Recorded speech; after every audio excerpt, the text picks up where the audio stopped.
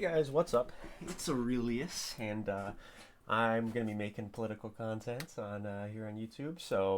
But I won't belabor that point. Let's get right into it. Okay, so today we're gonna be looking at, as you might have told from the title, PragerU. And what I'm gonna be doing is I'm gonna be reacting to every single PragerU video. Those being the 5-minute PragerU videos that they are notorious for. Every single one of them. Not all in this video, but over the course of however long, because, I just kind of feel like it. So, yeah, let's get right into it, okay? So the first one, look at this. Paul Johnson, Prager University. This is a very, 11 years ago, Prager University made this PragerU, okay? Let's see the origin story. Everyone knows the today of PragerU and their conservative content, but let's see the origin story. Let's see the very first video. Jeez, turn it down a bit. Wisdom of the Masters. All right, here Dennis Prager. All right. I am with the great historian Paul Johnson. Who is Paul Johnson? Let's just look that up. Paul Johnson. Historian. Let's see. A English journalist, popular, 93. Oh my god. Wow. So I guess when he was in his 80s then? It's related to the former chairman of Channel 4. Okay, so he's just some conservative historian. Prominent Eurosceptic. Cringe. Anyway, let's see. He wanted to prevent Pinochet's extradition to Spain. Amazing. All right, cool. Anyway, well, that's kind of like a hint of it. Anyway, so let's see.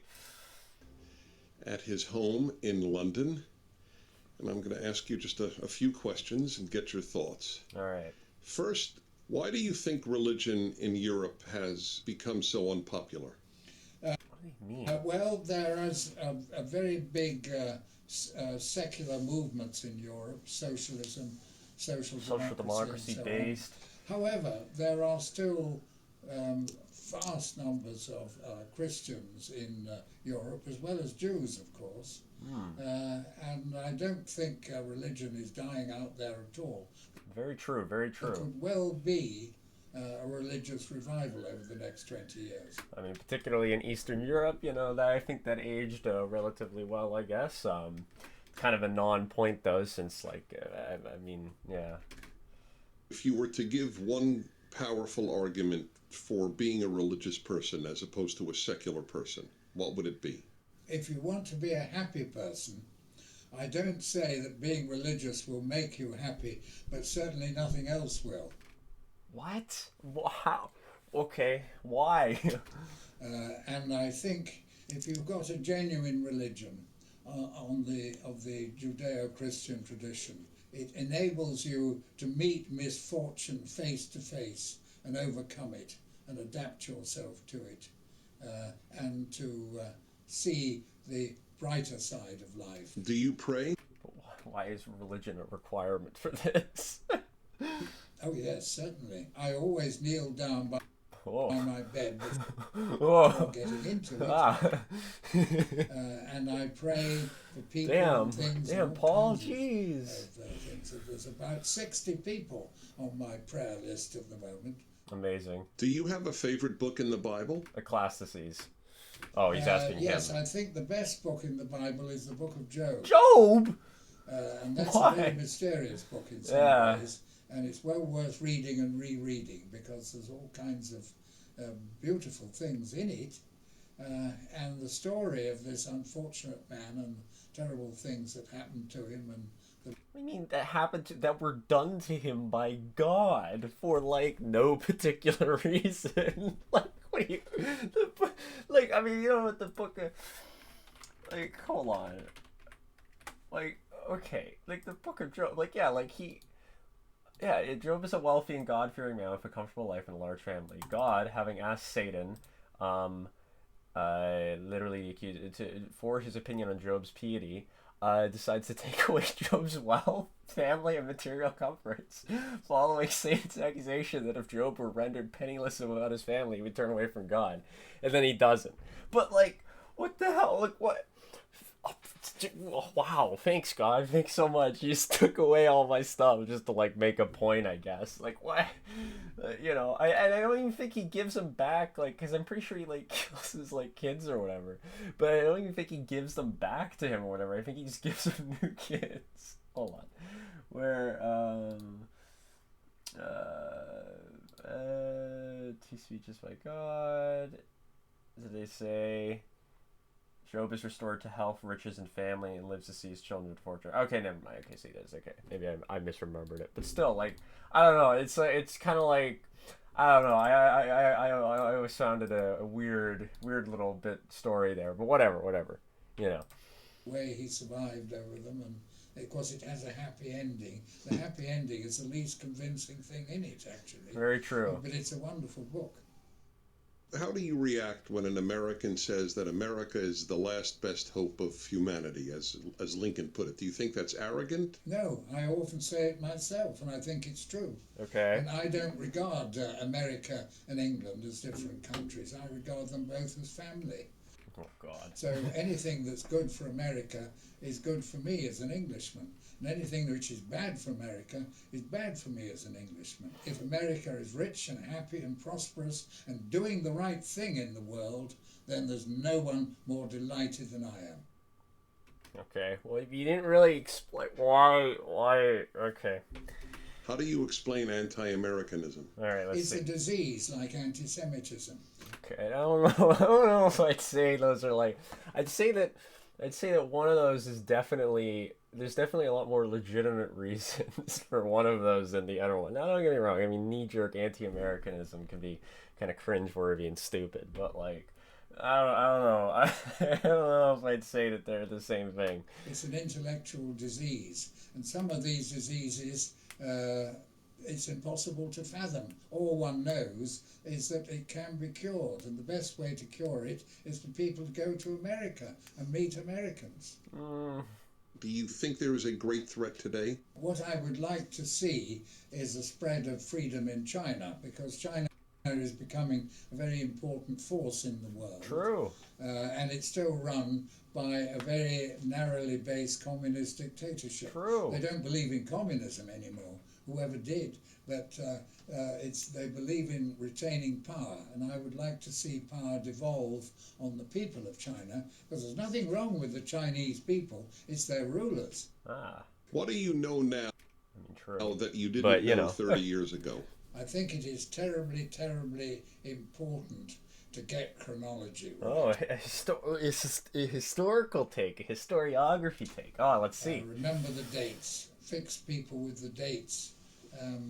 Okay, this depends what you mean. If you mean like, okay, if you mean like knowing the order things happened in roughly, you know, yeah, that can be important at times to like, you know, place historical events within their proper context or whatever. But like, if you just mean like being anal, like retentive about specifically like when did this happen? When did you know, inside of the context of like a class or something with history, I don't know. That seems a little. At times that can be a little like just like dumb and missing the point of it. But if you mean like just specifically like having the chronology of the order that things happen in and knowing when something happened at the other times that are, so like I don't know, being able to place that the American Revolution happened before the French Revolution, for instance, or something like that. I for like a very like basic example, like okay, like I mean sure, I guess. I think a weakness in chronology, it's impossible to write good history. What gave you the most satisfaction in your life? The most satisfaction I've had is being able to conceive, work on, and then write really big books on big subjects. Yeah, amazing. What books has he written? Hold on, let's see. I'm curious. Paul Joseph Watson. Yeah. Paul Johnson. Let's see. Okay. He's written partial bibliography in history. Oh man, wow! Oh my God, he's written a lot of books. Jeez, wow. Okay, well I'm not gonna. I mean, I don't know. It kind of seems like kind of seems like a bit of a dolt, but you know, I'll give him credit for man, he's written a lot of stuff. Oh man, oh, he got a Presidential Medal of Freedom from George W. Oh my God, wow, holy, jeez, sheesh, look at this guy, sheesh, 93 million books. When's the last time that he wrote a book? Did he write a book anytime? 2012. 2012 was when he wrote a book. He wrote a book about Darwin. Okay, interesting. Well, you know, I'll give him credit. I don't think I will be able to write a book when I'm like in my late 80s. So, you know, I'll give him credit for that. I'll give him credit for that. You know, he's there. He's like the emperor in Oblivion or whatever. He's like, I've lived long. These are the last days of my life. And his Oblivion music starts playing. I don't know. Yeah, you know, okay, fair enough. You know. It's a big subject, and you then have to do careful reading and note-taking and organising your thoughts about the subject. That's the way you really get to know the subject, and that is a process of self-education which has gone on all my life, and it still continues. All my and life. I think learning is the greatest thing in life. Very true. If you could talk to the world's youth for a minute, what would you like to say to them? I'd like to say three things. All right, three things. First, never be discouraged if you don't pass the exams and do brilliantly at school. Okay. Secondly, you know, fair enough. Always aim high. Fair enough. It doesn't matter what you're doing in life. It's good to have ought goals. To It's good to have ambitions at times. Set the highest possible standards. Thirdly, do the good things in life. Don't waste your time on the mean things. I'd agree. Petitioning for Pinochet to not be extradited to face trial for his crimes, or you know, I don't know, like that is Prager's whole life. I'd agree. You know, maybe if you spent your time on more of the good things rather than like just you know awful, erroneous, terrible political positions, you know, it would be good. Try and be magnanimous, big-hearted. Those are the three things I would say. All right. Well, I mean, there's a little more than three things. It's an honor to be with you. Thank you, Paul Johnson. Wisdom of the Masters with Dennis Prager. An interview with historian Paul Johnson. I love the music. Oh, this is hilarious. Okay, so that's the first video by Prager. And isn't it weird? Isn't that so strange? It's like a totally different tone from a lot of their content now. You know, it's like really odd. So that was it. Yeah, 11 years ago on April 22nd, 2010. Oh my God. Wild, right? So, yeah, it's their first video. I guess I'll go through maybe like one or two more in this one. Let's just see. Oh man, we got a doozy right to start off with, okay? Understanding men and women. Why they see things differently. All right, let's see. And I think this is their first, like, actually, like, edited video. Whoa! Truth, happiness, liberty, integrity, Trinity. Prager University. Course title. Understanding Men and Women. Why they see things differently. Lecturer Allison Armstrong. Okay, let's give them a Google. Oh, what the heck? No. I wanted to Google them. Let's see. Allison Armstrong. Okay, whatever. We'll look at that in a second. Department, Life Studies, Course Credit 1. That is so goofy. Allison Armstrong. She not have a Wikipedia page? Oh, God. Let's see. What's this website? Okay, what the hell? What makes men... Look, there he is. This figure. Okay, so... Allison's deep understanding and love of men moved me to a whole other level of clarity and peace about a gender that has confounded me for a long time. I feel the wool has been pulled from my eyes and I can see men in a whole new and more loving way. Oh, well, that's nice. No supply chain to worry about. Oh, God. Oh, no. Okay. Own your ultimatums. A grown-up conversation with Allison about what you're living with and living without. What the heck? Okay, her life-altering curriculum to understand why men and women are different. Okay. Well, I want to understand. Let's see. After years of studying men and women, I've come to realize Okay. that a key to a happy relationship with the opposite sex is to recognize that we have two natures. One I call human animal. What's with this? Her stare is so intense. Jesus. The other, human spirit. She hasn't blinked. Human spirit is the elevator. What? It enables us What is this to be font? our best selves. Okay, our best Human selves. animals, the more primitive part, the instinctive part that lashes out, often in Human response to animal. a primal fear of scarcity or competition. Okay. When that happens, I call it an attack of human animal. It's a cave woman or caveman. And what happens is that there's literally an eclipse of human spirit. So human spirit is still there, but it's in the background, Okay. overshadowed by the animal reaction that is driven by a perception of a threat to one's survival. I see. So when men and women perceive a threat to their survival, they react by instinct. An instinct is defined as a primal biological urge impelling a response that brings relief of tension. Okay. Now I bring that up because it's a good place to look. Whenever you're experiencing tension, there's a very good chance that you're reacting instinctively from your caveman or cavewoman and not from human spirit. Okay, I mean, but that's a strange way to frame it. I mean, what? I don't know, like, I mean, okay, okay, whatever. Let's let it... Now, if we're going to bring out the best in ourselves and in each other, we have to understand what causes an attack of human animal. And what does that is any time that we perceive that our survival is in jeopardy. So it could be a threat to our physical safety. It could be a threat to property we're attached to. It could be a threat to our identity, to our sense of self.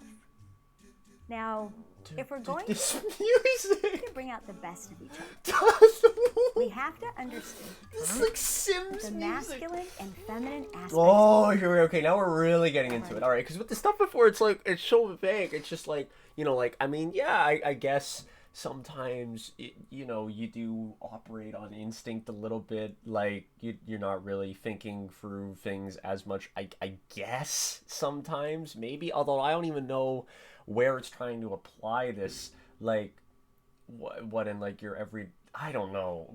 But, like, then now we're getting into, like, the masculine and feminine. So let's see. Creatures experience survival and therefore safety and security. She has not in different blinked this ways. whole video. For the masculine, survival depends upon one's ability to produce It's like results. the Flintstones. So the masculine God. will feel safe and secure when they have the greatest opportunity to produce Okay. results. And that comes when they are respected and trusted by the people that they work with and the people that they care for. Okay. So they want respect and success or whatever. But how do women not want these things?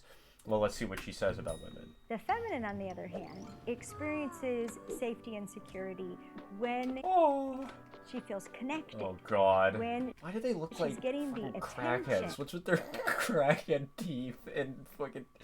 Oh, and the God. interest that she needs from the people around her that give her a nearly constant sense of being connected and therefore safe and secure. Now, one of the problems is Okay. that men and women have instincts that literally antagonize. Yeah, okay, so it's literally just her whole argument is, oh, men, they want to be out there in the world and doing things. Women, they just want to be at home, living their trad wife life, you know, sitting around, just, you know, yeah, woo, like, what? There's no, like, what are you doing? Okay. The other's cave. I mean, there's not even much to directly respond to, since there's not even anything to substantiate the point. It's literally a cartoonish depiction of these dynamics. There's not even an example given. Man or I mean, among other things, like, I mean, like, okay, cave whatever. woman. So, for example, the way that a man thinks, which we call single focus, Oh, yeah. See, look, and here's the thing, too. I mean, for people who... It's really funny, because, like, yeah, it's single-mindedly focused. He'll only pay attention to one thing, or the one he's... will Yeah. cause him to pay attention to one thing. Yeah, at a one thing at a time. I mean, like, points like this, this is why I find people like, for example, what's his name? Oh God, what's his name? Jordan Peterson particularly funny, because he'll say stuff like this and act like it's some like mind blowing crazy stuff or whatever. But these are like tropes that are like so old and so done over and whatever and like stereotypical. Like, it's God, like, So because like, what does this even he's mean? watching television, the woman in his life may feel ignored, and she'll get this incredible sense of tension in her body, and she'll try to do things to connect with him and connect with him and connect with him, which as a single focus person, he's going to experience as an interruption. Okay, so what? He's like, are all men like disabled, like intellectually disabled? Like they can't like pay attention more. Oh, I'm looking at the TV. I'm looking at that. I mean to be like ableist, but you get what I mean? Like it's like, what are you talking about? What do you mean? What you can't like? What? Like, what do you mean? What you so like you're just physically incapable of like? It's like, oh, I'm looking at the TV right now, woman. Like, what? Okay. And be annoyed by it and cause a downward spiral. Okay. On the other hand, This frames men in like an extremely pathetic light. Like, what are you talking? What do you mean? What? So like, it's like I'm looking at TV. You interrupt me. Like what? women have an instinct that causes them to want to be The cartoon is amazing. scrupulously accurate in their details. So if a man is telling a story and he says something happened on a Tuesday that she thinks happened on a Wednesday, she'll interrupt him and correct that story. These women be like, am I right, fellas? If this is in front of other people, it's going to cause a problem. Because if it's someone whose respect and trust he needs, and she's now intimated that he lies. So, okay, this is such a bizarre example. What do you... I do this. I mean, I'm kind of like an asshole, right? So, like, when I do stuff like that, I don't know what do you... How is this an intrinsically feminine trait? Are you just like, what? Or exaggerates, that's going to be a problem. Now, on the other hand, by understanding these ways that we antagonize each other's instincts, we can behave in a way that instead brings out the best in each other.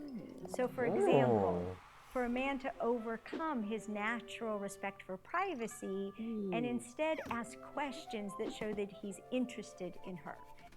He can even ask her what are her favorite questions to be asked. Treat Eder... Wow. What? Okay. Talk to other people of the opposite gender as you would just like, talk to a normal, like, be like, hey, how are you doing? How's your day? Blah, blah, blah, blah, blah. Like, what? Okay. Groundbreaking and stuff. For a woman to recognize the tension she feels about the accuracy of details and realize that maybe this isn't so important. Just let him tell the story. You don't have to correct him on that. And then he can maintain the respect and trust that he needs. By understanding the differences in the way that men and women think, communicate, process information, and solve problems, men and women can learn to bring out the best in each other instead of causing an attack of human animals. I'm Allison Armstrong at Prager University. I'm dumbfounded by this video. This is amazing. I'm sorry. Because it's so vague. So, okay, a man only pay attention to one thing, very single-minded. If you interrupt man while he looking at TV, he no like it, no likey, and a woman very, she always want to be correct. She correct you, and it's just like, okay, what? Like, I don't know, man. It's just really that's such a bizarre video. What? Because I'm trying to think of a more detailed response, but I don't even really know what to say. It's just so, like, and also because it's not even, like, ascribing really broad characteristics. These were such really odd, specific examples. I'm curious what the comments are going to be like. Let's see. No one can concentrate on more than one thing at a time. We literally cannot do it. Yeah. Men can only concentrate on one thing at a time. Truth. Because I can't concentrate on the information in the background video at the same time. So I only got half the video. Thanks, man. There are a few good insights in this video, but I'm quite disappointed by its perpetuation. What? The continuation of a preservation of a situation idea. Okay. Or perpetuation. Okay. Of the men are wrong, women are right theme that pervades our pop. Yeah, dude, there's one thing this video is. It's anti-man. Okay, I don't know. Women are detail-oriented, and men get details wrong. When details are unimportant, women shouldn't correct right, especially in front of other people. Notice the men wrong part. Implied. Men have fragile egos that need to be protected by discerning women. It's okay to let men be wrong sometimes if it helps us get along better. Just roll your eyes and nod. This guy's the Joker. Holy. Captain Joker. Oh my. Knowing on the inside that you're right and he's wrong. And you're better than him for being right and not having embarrassed him publicly. I.e. men are stupid. Women are smart. Go back to your garage and grunt. Tim, go cower to your mom, Raymond. Let me superiorly suffer your stupidity and solitude, or commiserate with my girlfriends behind your back. Oh my god! What? Instead, recognize that all people have faults, weaknesses, and fears. Recognize that we need to take the time to understand those whom we love and adapt to each person and situation, acting with integrity, respect, wisdom, and love. And be sure to question your presuppositions, especially the unspoken ones. I mean, fair enough. I just don't know why you had to precede that with the amazing Joker rant. Oh my god. What has happened to you? Who hurt you? Holy. Oh man. That's wild. Okay. What a stupid video. Alright, let's see. I think, how long have I been going at this for? Okay, 26 minutes. You know what? Okay, I think that's good. I think those first two videos, those were really fun. That was really fun. I really enjoyed that. I'm excited. We have the first one with, or is this Adam Carolla? Oh god, he did 2 in a row. Oh god. Okay, so yeah, you'll have to come back next time. Okay, so if you enjoyed that, again, I'm Aurelius, okay? Here we are, named after Marcus Aurelius, all right? Gotta pitch that, gotta pitch that debate bro historical nerd, angle. And yeah, if you enjoyed that video, like, subscribe, all that, whatever. We're putting out political content, and yeah, see you later. Bye-bye.